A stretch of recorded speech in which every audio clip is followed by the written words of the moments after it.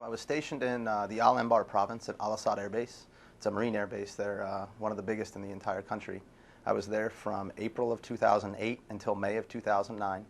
I was working with the base command group. I was the LPO of the host nation's IBIS department. I was in charge of a small group of people who would go out into the local towns.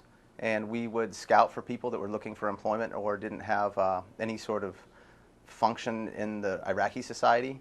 And if they had a service or something they could provide to us, either manual labor or some of the vendors would come onto base and sell their goods and services to the soldiers. We would go out and screen them. And once their screening passed, we would allow them to come onto base, set them up with badging and access, and then provide employment for themselves and be able to further their family's lifestyle, as opposed to most of the times the Al-Anbar province was very impoverished and they didn't have a lot to themselves. I think their admiration for us and their thankfulness for the things that we were doing there. A lot of the media reports, it appears that maybe it's negative that they don't want us there as a whole. And I experienced very different opinions from a one-on-one basis speaking with them. They were very thankful that we were there. They felt safe that we were there. A few of them were actually nervous about that we might leave. And when we do pull out, what is going to happen next, because they felt very safe and very secure with the American forces present there in their area. One of the biggest things I learned is how common that the local Iraqis are to the common American person or family. They want to be happy, they want to have a good job, they want to have a career to be able to raise their family, and there's very many things in common on that real lower level that make us very close to each other. I don't think we're all different. We're all humans, and at the end of the day, we all want happiness. The most memorable fun times I had when I was in Iraq was on the weekends, on Saturday night.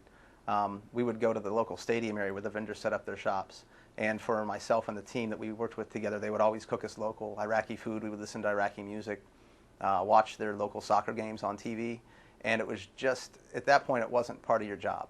You were there to build rapport, but at the same time, you were building friendships with people, not necessarily a military member talking to a local Iraqi.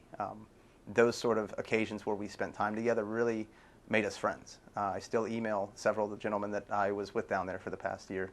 I still keep in touch with them. I still talk to the interpreter, and things are going well there, but it's glad to hear that they're still doing well, and I think these will be some of the gentlemen that I might email and correspond with for several years or the rest of my life.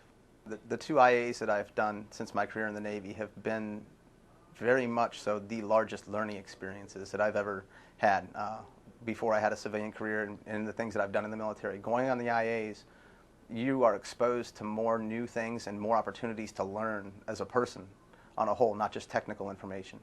And I've learned more, I think, about life and how I appreciate things more now that I've seen the way others are.